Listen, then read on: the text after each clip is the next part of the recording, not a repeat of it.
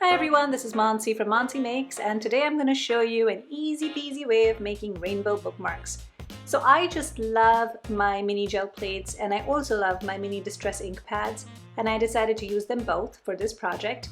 You will see me using the distress ink in rainbow order, and all I'm doing is dabbing on the distress ink pad directly onto the gel plate, taking a print, taking a ghost print, adding patterns if I want to, or just doing it plain.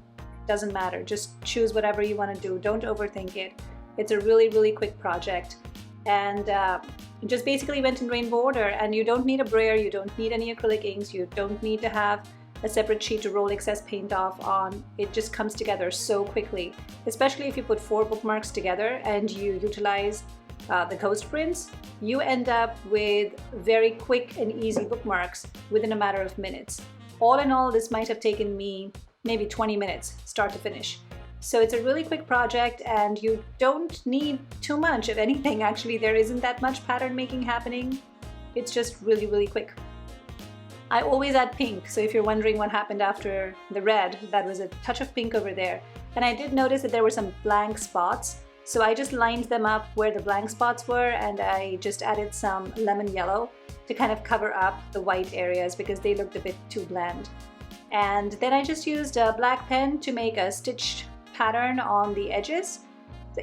I just keep saying easy, I know, but it is such an easy project. And if you have any die cuts, like I sometimes will take my brayer sheets or existing gel plate prints and just die cut them and store them.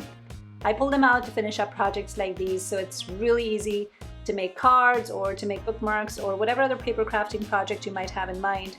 Just pull out these embellishments, stick them on, put a tassel, and you're good to go. It's such a fun project, and I love the coming together of all the colors and the patterns. It's really a no-brainer. So if you are scared or intimidated by your gel plate, this gives you a reason to get it out of that packaging and play with it. And if you do, please tag me at Mansi Makes on Instagram or Facebook. I'd love to see what you create. Thank you so much for watching, and I will see you next time.